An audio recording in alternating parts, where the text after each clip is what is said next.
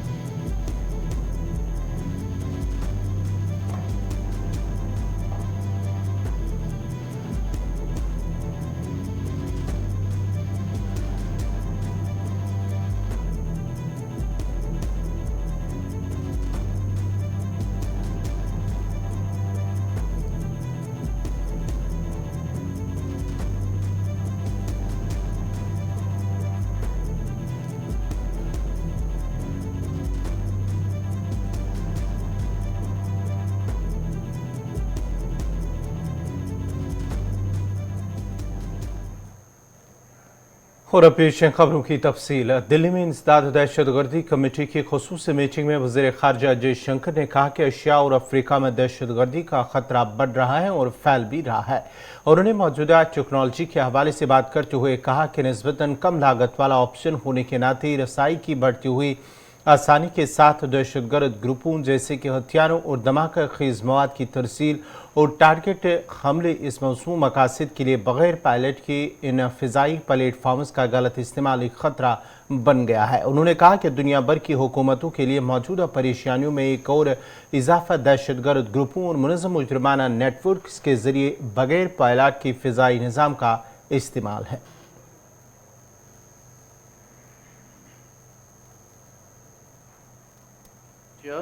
Terrorist groups, their ideological fellow travelers, particularly in open and liberal societies, and lone wolf attackers have significantly enhanced their capabilities by gaining access to these technologies. They use technology and money, and most importantly, the ethos of open societies to attack freedom, tolerance, and progress.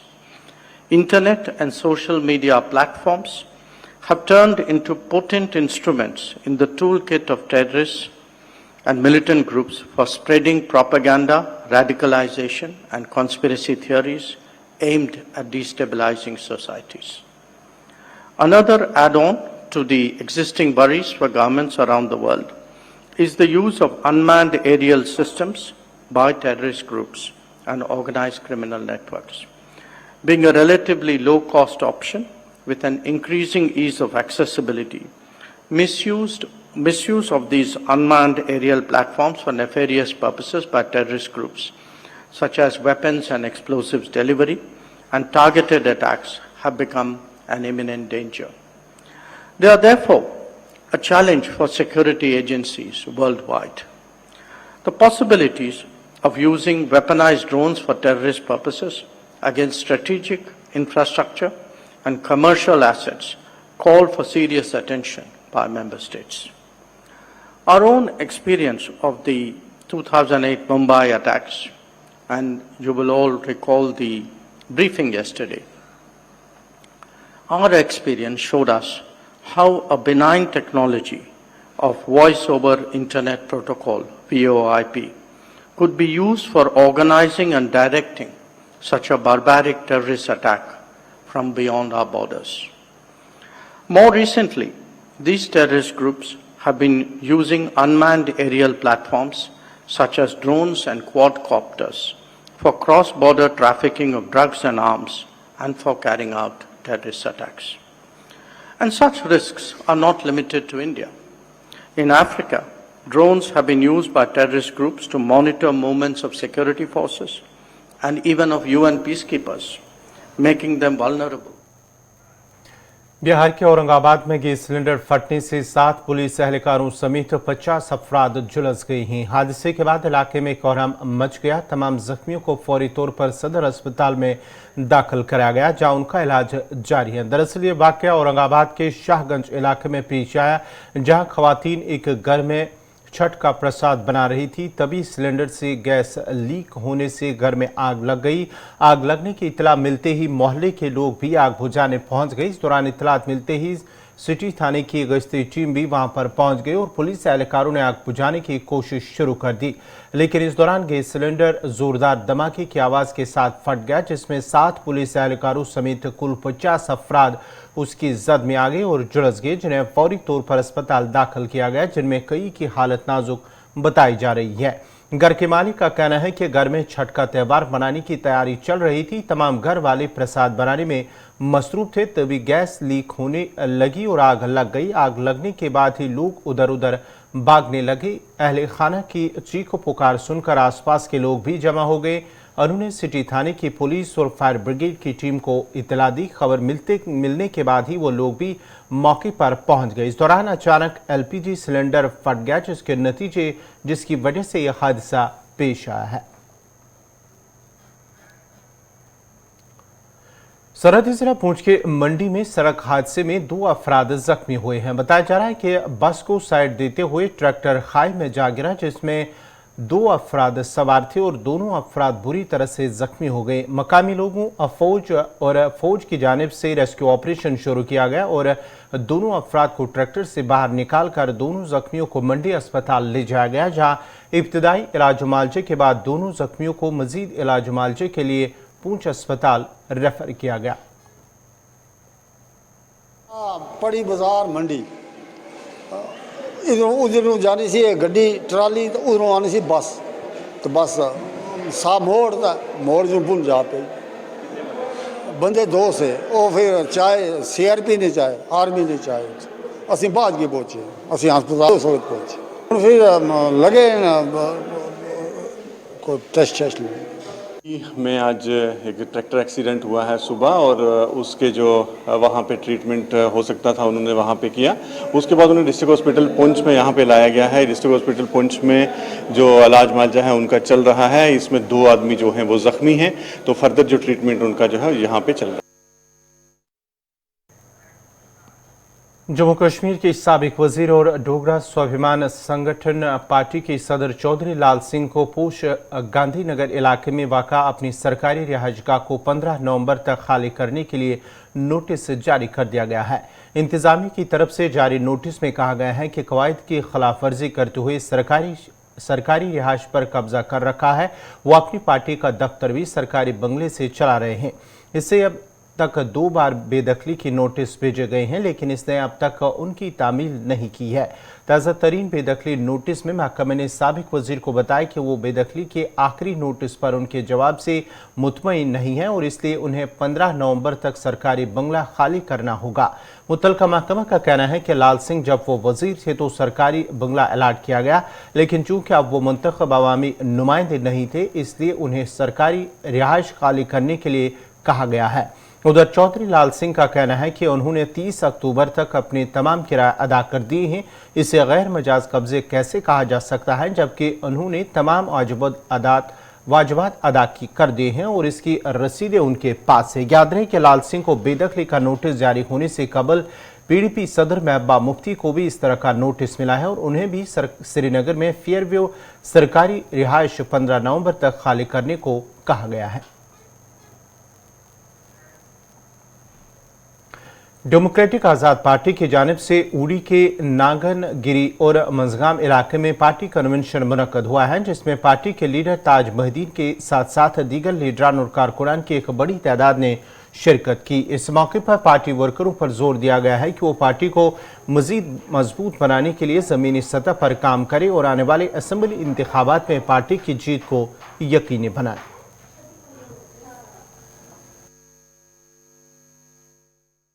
आज की शुरुआत जो थी वो नागरनाडी से हुई। इसके बाद हर हल्के की मीटिंग होगी और एक किस्म का इलेक्शन प्रचार जो है वो शुरू हो गया। मैं आपसे कहूं कि 25 तारीख के बाद, 25 नवंबर के बाद किसी वक्त भी ये इलेक्शन का ऐलान कर सकते हैं और उसकी तैयारी हमने शुरू की। देखिए, बहुत बुरी बात है कि गवर्नमेंट का फेलियर है। उनकी प्रोटेक्शन जो है वो सरकार का काम है, वो हमारे कश्मीरी भाई हैं, हम कोई उनमें फर्क नहीं समझते।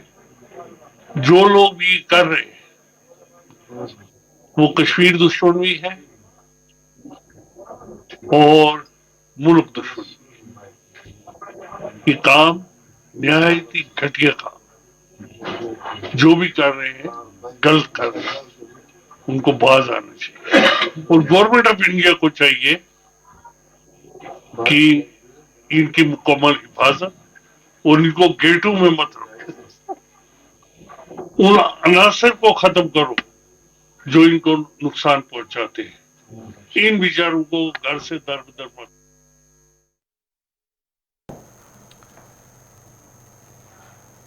कुदरत ने वादी कश्मीर को जहाँ अपनी कुदरती खूबसूरती से नवाजा, वहीं कुदरत ने वादी की सरजमीन को अंगत नेमतों से नवाजा है। वादी की जरखेज ज़मीन बेशकीमती और नायाब चीज़ों को पनपने में एक अहम किरदार अदा कर रही हैं। सेब, ज़ाफ़रान और दीगर चीज़ों के साथ साथ अखरोट भी शामिल है। वादी कश्मीर में सेब के साथ साथ अखरोट का कारोबार बड़े पैमाने पर किया जाता है। अगरचे रवां बरस अखरोट की पैदावार काफ़ी अच्छी हुई है, ताहम बदकिस्मती की बात यह है कि इस कारोबार से जुड़े हजारों अफराद को उनकी मेहनत का फल नहीं मिल पा रहा है। कश्मीर में सर्दियों की आमद के साथ ही अखरोट की फसल तैयार हो जाती है। यह खुश्क मेवा लोगों के रोजगार का एक बहुत बड़ा जरिया है। वादी कश्मीर की कसीर आबादी सेब की सनत के साथ साथ अखरोट का कारोबार भी कश्मीर में बड़े पैमाने पर किया जाता है। अखरोट की पैदावार ज्यादातर कश्मीर के बालाई इलाकों में कसरत से होती है। अखरोट की कारोबार से कश्मीर की मईशत को न सिर्फ फ़ायदा हासिल होता है बल्कि यहाँ की आबादी के एक कसीर हिस्से को रोज़गार भी हासिल होता है। वादी में अखरोट की पैदावार बढ़ने के बाद ही मुल्क के साथ साथ अब इसे आलमी मंडियों में भी फ़रोख्त किया जाता है। ताहम इस सनत से वाबस्ता काश्तकारों का कहना है कि गुज़िश्ता कई बरसों से मकामी मंडियों में ये कारोबार काफ़ी मुतासर हुआ है। अखरोट की कीमतों में कमी की वजह से काश्तकार परेशानी का शिकार हुए हैं। उन्होंने कहा कि अभी तक हुकूमत की जानिब से अखरोट की तिजारत को बढ़ाने और काश्तकारों की मदद के हवाले से इकदाम देखने की में नहीं आए हैं। मकामी और मुल्की मंडियों में अखरोट की कीमत में काफ़ी कमी हुई है। काश्तकारों का कहना है कि हमें इसके माकूल कीमत नहीं मिलती है और मरकजी हुकूमत भी इसको फ़रोख्त देने के लिए कोई ख़ास इकदाम नहीं करती है। काश्तकारों का कहना है कि अगर अखरोट को बैनुल-अक़वामी मार्केट में बेचा जाता तो इससे हमें काफ़ी फ़ायदा पहुंचता। फिर भी हम अपनी फसल को जम्मू की मंडियों से बेचने के लिए ले जाते हैं, ताहम हमें वहाँ कोई माकूल कीमत नहीं मिलती है। हालांकि मरकज़ के ज़ेर इंतज़ाम जम्मू कश्मीर इंतज़ामिया भी इस कारोबार को फ़रोग़ देने के हवाले से कासिर है, जिसकी वजह से कारोबारियों को नुकसान से दो चार होना पड़ रहा है। 4 साल 6 साल पहले बहुत ज़्यादा था। 12,000 15,000 1500 रुपये गिरी जाती थी हाफ, जो आज 600 650 में जा रही है। हर चीज़ का दाम बढ़ गया, लेकिन हमारे जो भी हमारा पैदावार है, चाहे एप्पल हो चाहे से ये अखरोट हो, इनका भाव गिरा दिया गया। जानबूझ के गाड़ियों को फंसाया गया वहाँ और हमारा माल वहाँ सड़ गया। लोग मजबूर हैं आत्महत्या करने पर। इनको बराबरी नहीं है। कोई अपना जो प्रोडक्शन है, जिस पर लागत लगती है, वो लागत भी वापस नहीं आती है। 500 रुपये पेटी, 400 रुपये, 300 रुपये पेटी जाती है आजकल, और वही पेटी जो पिछले 2-5-7 सालों में 1000-1200 में जाती थी। तो ये मेरे हिसाब से गवर्नमेंट को चाहिए कि वो इम्पोर्ट कम करे, एक्सपोर्ट ज़्यादा करे। हमारा चीज़ अगर बाहर जाएगा, बाहर की मंडियों में हमारी प्रेजेंटेशन बहुत अच्छी है, हमारा माल मज़ेदार है, हमारा माल बहुत अच्छा है, बढ़िया प्रेजेंटेशन है, लेकिन वो रिबेट देते हैं एक्सपोर्टरों को, बाहर से माल मंगाओ, इराक से लाओ, बेगानी जगह से लाओ, कैलिफोर्निया से जाओ, दूसरी जगहों से वो माल लाकर उनको रिबेट देते हैं ताकि हमारा माल पिट जाए। तो 15-20 साल हो गया अखरोट का काम करते हुए। हमारी लागत है 1500 रुपये, जो झाड़ने वाला उसको देने पड़ते हैं, कीमत बहुत बढ़ गया था, इसलिए उनकी मजदूरी भी नहीं निकलती है, हमारे से बहुत मुश्किल है, क्योंकि हमारे को आता कुछ नहीं है, बहुत कम पैसे। आज जब अखरोट की हार्वेस्टिंग का और उसकी पोस्ट हार्वेस्ट का काम चल रहा है, तकरीबन मुकम्मल होने को है, लेकिन पिछले कई सालों की तरह इस साल भी इस अखरोट का तकरीबन 3-3.5 हज़ार फी मन इसकी कीमत मार्केट में है, जो कि इस वालनट प्रोड्यूसर्स के साथ बहुत ही बड़ी नाइंसाफ़ी है। जबकि जो बैरूनी ममालिक से अखरोट लाए जाते हैं उनकी कीमतें आसमानों को छू रही है, और हमारे कश्मीर के अखरोट को इसकी कीमत फ़रोख्त को बिल्कुल नीचे गिराया गया है, जिससे अखरोट ग्रोवर्स जो है, वालनट ग्रोवर्स जो है ज़मींदार लेवल पे, उनकी जो हालत है वो नागुफ्तबे है। और उनके मतलब इस हार्टिकल्चर, चाहे अखरोट, स्पेशली मैं अखरोट की बात करूं, इसकी तरफ उनका रुझान और इसकी तरफ दिलचस्पी, इसकी प्रोडक्शन की दिलचस्पी बहुत कम हो रही है। गवर्नमेंट से गुजारिश की जा रही है कि वो इस प्रोडक्शन को अगर बढ़ावा देने के लिए अपनी तौर से बहुत बड़ी कोशिशें कर रहे हैं, लेकिन इसकी मार्केटिंग और इसके रेट कीमत फरोख्त के लिए भी कोशिशें होने चाहिए, ताकि ज़मींदार को एक अच्छा इसका कीमत मिल जाए और नफा बख्श।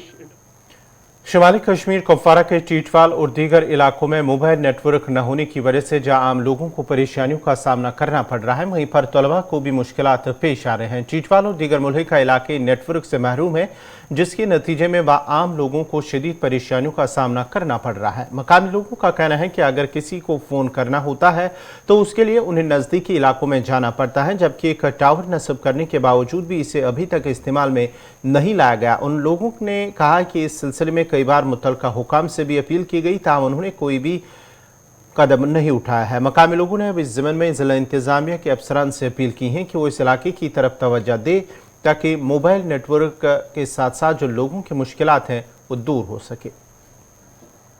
दराज सिमारी के रहने वाले हैं, यहाँ से 5 किलोमीटर आगे जनाब वो इलाका, तो वहाँ कोई यहाँ इसका सहूलियत नहीं है टावर का। हमारे बच्चे जो करते हैं जनाब इस पर नेट पर कोई काम भी करते हैं, टीटवाल आके पूरा दिन, अगर आधे घंटे का काम होगा पूरा दिन यहाँ बैठना पड़ता है गाड़ियों का इंतज़ार करने का। तो आज ये टीटवाल इलाका है जनाब, तो यहाँ से हम 5-6 किलोमीटर दूर रहते हैं, तो हमने सोचा था ये अभी डिजिटल इंडिया है, ये टावर लगा है तो हमें भी इसकी कोई फ़ायदा होगा, लेकिन कुछ फ़ायदा नहीं हुआ जनाब। वही जनाब, यहाँ भी नहीं चलता है, मगर हमें तो बिल्कुल ही नहीं है ना, हम तो इससे बिल्कुल महरूम रखे गए हैं ना। हाँ, हमें अगर कोई किसी रिश्तेदार को फ़ोन करना है, वहाँ से यहाँ आकर पूरा पैदल 5 किलोमीटर चल के या तो गाड़ी मिलती है, नहीं तो गाड़ी भी नहीं मिलती है, तो यहाँ से फिर हम फ़ोन करते हैं। दूसरा हमारा इलाका है जो जनाब सिमारी से ऊपर भगवान कड़ामा, दूर दराज इलाका, वहाँ कोई रोड नहीं है, कोई सहूलियत नहीं है। अगर कोई बीमार हो जाता है उसको कंधे पे उठा के 5 किलोमीटर आगे लाना पड़ता है। जियो ने लगाया था जनाब टावर, मगर इसको वहाँ बिल्कुल हमारे वहाँ नेट कभी यहाँ नहीं आता तो वहाँ कहाँ? हाँ, नहीं आता, सिग्नल भी नहीं है, इसका नेट भी नहीं है, तो बिल्कुल उस हवाले से परेशान है लोग। हाँ, परेशान है जनाब। इसका तो होना चाहिए कुछ ना कुछ, ताकि लोगों को सहूलियत हो, तो अभी टावर का फ़ायदा है, वरना क्या फ़ायदा है। टीटवाल का रहने वाला हूँ। यहाँ सर दुनिया आज कहाँ पर पहुँच गई है, मगर टीटवाल जो है आज भी पिछड़े इलाकों में आज तक इधर तक मोबाइल कोई सुविधा फ़ोन की, या आज एक टावर बना सर, वो भी टीटवाल में नहीं चल रहा है सर। आगे इसके आगे सर 5-6 गांव पड़ते हैं सर, भगवान कड़ामा, सिमारी, त्रुटी आजी, खखर, चलियान, काठबान। हमारे बच्चे सर पढ़ाई से भी कोई मतलब महरूम होते हैं सर, कोई भी सर्विस है सर, आज मोबाइल सिस्टम है, नेट सिस्टम है सर, जो भी है इस पर आता है सर। हमारे बच्चों को कुछ भी सुविधा नहीं है। हम जो लोग हैं पीछे वाले इधर के बैकवर्ड लोग हैं, और हमारे को गवर्नमेंट की तरफ से आज तक कोई भी सुविधा नहीं मिली सर। जियो ने यहाँ पे टावर बनाया, इसका कोई फायदा नहीं है आप लोगों को? सर जो टीटवाल में जियो टावर बना तो खड़ा तो कर दिया सर, मगर कोई इसका सर कोई टीटवाल वाले लोगों को भी इसका कोई फ़ायदा नहीं है। नेट नहीं चल रहा है सर, फ़ोन नहीं हो रहा है सर, कुछ भी नहीं है। जो लगना था सर, जो से वो डाउन करके उसके बोटर शोटर लगा दिए सर, ना कुछ इसको केवल कोई तार शार ना कुछ है सर, और फ़ोन इधर भी नहीं हो रहा है सर। जो हम पीछे के लोग हैं सर, कोई भी वहाँ भी नहीं हो रहा है सर। जम्मू कश्मीर में सयाहती मकामात में तब्दील होने के लिए दिलकश खूबसूरती और सकाफती अहमियत के हामिल 181 देहातों की इंतजामिया ने निशानदेही की है और ये कदम देही मईशत को मजबूत बनाने और नौजवानों और खवातीन को बराह रास्त बाइख्तियार बनाने में एक तवील सफ़र तय करेगा। बिलवास्ता रोजगार के मौके पैदा होंगे। पेश इस सिलसिले में हमारे डेस्क की ये रिपोर्ट। देही मईशत को मजबूत बनाने और नौजवानों बिलखुसूस खवातीन को बिलवास्ता और बिलावास्ता रोजगार के मौके के जरिए बाख्तियार बनाने के लिए जम्मू कश्मीर यूनियन टेरिटरी की इंतजामिया ने टूरिस्ट विलेज डेवलपमेंट प्रोग्राम यानी TVDP के तहत सयाहती मकामात में तब्दील होने के लिए दिलकश खूबसूरती और सकाफती अहमियत के हामिल 181 देहातों की निशानदेही कर ली है। हुकूमत मानती है कि नौजवानों की क़यादत में पायदार सयाहती इक़दाम देही मईशत और कम्युनिटी एंटरप्रेन्योरशिप को मजबूत करेगा। नौजवानों और खवातीन को बराह रास्त और बिलवास्ता रोजगार के मौके फराहम करके उन्हें बाख्तियार बनाया जाएगा। ये कदम मनाजिर, मकामी इल्मी निज़ाम, सकाफती तुनु और विरसे के साथ साथ मकामी इक़दार और रिवायात को जाहिर करेगा और इसके अलावा फिल्म की शूटिंग की हौसला अफजाई और माली मुराद की पेशकश के साथ इन तमाम देहातों के लिए एक डिजिटल प्लेटफॉर्म को हुकूमत का ये इकदाम यकीनी बनाएगा, जिसकी तारीफ लेफ्टिनेंट गवर्नर मनोज सिन्हा ने प्रोग्राम के लॉन्च करते हुए भी की थी, जिसका मकसद गांव-गांव तक पहुंचना था ताकि सयाहत को फरोग मिले और उन छुपे इलाकों को जो इंतजामिया या हुकूमतों की नजरों से दूर रहे सामने लाकर उन्हें फरोग दिया जा सके। रूरल इकोनॉमी की दृष्टि से, जॉब क्रिएशन की दृष्टि से और कम्युनिटी को मजबूत बनाने की दृष्टि से, यूथ और महिलाओं को एम्पावर करने की दृष्टि से मैं समझता हूं कि अगर इस कार्यक्रम को सफलतापूर्वक हम लोगों ने इम्प्लीमेंट किया तो इसे एक बड़ा परिवर्तन हम ला सकते हैं। कम से कम 10-12 फायदे मुझे इस स्कीम से समझ में आ रहे हैं मोटे तौर पर, और अगर मैं गिनाना शुरू करूं तो केवल ये टूरिस्ट विलेज प्रमोट करके हम 5-6 हज़ार युवाओं को डायरेक्ट या इनडायरेक्ट रोजगार के अवसर नहीं दे रहे हैं, बल्कि सस्टेनेबल टूरिज्म, इको टूरिज्म को भी बढ़ावा दे रहे हैं, क्राफ्ट हेरिटेज को नया जीवन प्रदान कर रहे हैं। जो हमारा स्वदेशी ज्ञान है इसको बढ़ाने की, जिसे हम इंडिजिनस नॉलेज सिस्टम कहते हैं, उसको पुनर्जीवित करने की कोशिश कर रहे हैं और इससे गांव में सामान्य आदमी के जीवन में बड़ा बदलाव आएगा। मिशन यूथ इन विलेजेस को सयाहती गांव के तौर पर तरक्की देने में दस्तयाब वसाइल को बुरोकार लाने के लिए महकमा सयाहत के साथ मिलकर काम कर रहा है। हुकूमत इन देहातों में एक टास्क फोर्स की निगरानी में बुनियादी ढांचा भी तैयार करेगी, जो पहले ही तश्कील दी जा चुकी है, और जो भी ग्रुप हुकूमत के इस इकदाम का हिस्सा बनने के लिए तैयार है उसे 10 लाख रुपए माली इमदाद के तौर पर हुकूमत देने के लिए तैयार है। होम स्टे की सहूलत के लिए भी 1 लाख रुपए की रकम दी जाएगी और 50,000 रुपए की सब्सिडी भी देने के लिए हुकूमत तैयारी कर चुकी है। ये कदम सयाहों को इन इलाकों की जानिब रागिब करने में एक अहम या संग मील साबित होगा, जो आज तक इंतजामिया की नजरों से दूर थे। देखिए, जो विलेजेस मिशन यूथ ने आइडेंटिफाई किए हुए हैं एज टूरिस्ट विलेजेस, वो मिशन यूथ के थ्रू आइडेंटिफाई हुए हैं, जहाँ पे मिशन यूथ जो है कुछ इंसेंटिव्स भी दे रहा है, जैसे कि होम स्टे के लिए वो कुछ सब्सिडी दी जा रही है, कोई 1 लाख रुपए का लोन मिलता है एंड 50,000 रुपीज़ सब्सिडी दी जाती है।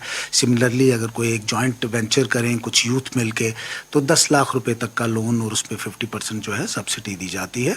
मिशन यूथ ने ये प्रोग्राम चलाया है और हमारी कोशिश है कि ये प्रोग्राम भी सक्सेसफुल हो और लोगों तक इसका बेनिफिट पहुंचे। नए टूरिस्ट विलेजेस में फिल्म या गाने की शूटिंग के लिए 8 से 10 लाख रुपए तक सरकार देगी, जिसका मकसद इन देही सयाहती मकामात को फरोग देना और इनकी तरक्की करना है।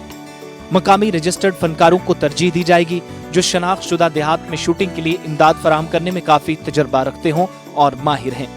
इस तरह एक वक्फ-शुदा पोर्टल अफसर का इंतजाम भी सरकार ने किया है ताकि नौजवानों को हकीकी वक्त और मुआयनों में मालूमात और सहूलियात फराहम की जा सकें। अफसर नाम का पोर्टल और सहूलियात जो तलबा को पहले से तैनाती की सरगर्मियों और मुलाजमत के मौके के बारे में भी इतला वक्तन फक्तन देता है। हुकूमत के मुताबिक नौजवानों के लिए बेहतरीन नताइज हासिल करने के लिए मरकज के ज़ेर इंतजाम में तमाम ITIs और दीगर तकनीकी इदारे इस प्रोग्राम में शामिल हैं। आसान रसाई या ऑनलाइन प्लेटफॉर्म एक तरबियत याफ्ता और हुनरमंद अफरादी कुव्वत के दरमियान एक इंटरफेस के तौर पर काम करेगा, जो हुकूमत के बकौल जम्मू कश्मीर यूटी में सनत की जरूरियात को भी पूरा करने में संगे मील साबित होगा। नई सनती स्कीम के तहत हुनरमंद अफरादी कुव्वत की जरूरियात को पूरा करने के लिए मकामी नौजवानों को तरबियत पर खुसूसी तवज्जो सरकार दे रही है। मुसीबत में घिरे नौजवानों के लिए खुसूसी माली इमदाद फराहम करने के लिए सहायता भी शुरू की गई है और इस स्कीम के तहत मुसीबत में फंसे नौजवानों को सेल्फ एम्प्लॉयमेंट यूनिट्स कायम करने के लिए 1 लाख रुपए की माली इमदाद फराहम की जा रही है। देखिए, टूरिज्म का ये पर्पज़ है कि इसका जो बेनिफिट है वो ग्रास रूट लेवल्स पर right down to the grass roots जाए, जो हमारे टूरिज्म के प्लेयर्स हैं और लोग उनको फ़ायदा पहुँचे। इसीलिए हमने जो है एक गाइडलाइंस बनाई फॉर होम स्टेज़, जहाँ पे we have made it easier for people to register their homes as home stays. ख़ासकर जो दूर दराज के इलाके हैं और ऐसे एरियाज़ हैं जहाँ पे बड़ा इंफ्रास्ट्रक्चर नहीं बन सकता है। आपने रिसेंटली देखा कि सरकार ने एक एंडेवर किया कि 75 अनटैप्ड डेस्टिनेशंस आइडेंटिफाई की सारी यूटी में, जिसमें 38 कश्मीर डिवीज़न में, 37 जम्मू डिवीज़न में थी। ये कई ऐसे एरियाज़ हैं जो काफ़ी हायर रीचेस पे हैं, बहुत ही निहायत ही खूबसूरत हैं और टूरिस्ट मैप पे लाए जाने चाहिए। वहाँ के लिए हमने सोचा कि बेहतर रहेगा कि वहाँ के जो लोग हैं वो होम स्टेज जो हैं इस्टेब्लिश करें। अगर किसी के पास भी ऐसी फैसिलिटी है कि 4 रूम्स और लेस हैं जिसको वो as an accommodation for a tourist establish कर सकते हैं, तो वो होम स्टे रजिस्टर हो सकता है बाय द टूरिज्म डिपार्टमेंट। इससे जो हमारे टूरिस्ट आएंगे 2 फ़ायदे होंगे। एक तो they will be able to get that local experience, live with the family. जो हमारा यहाँ कल्चर है, they would be able to get a feel of that, the cuisine, the local cuisine, the local experience.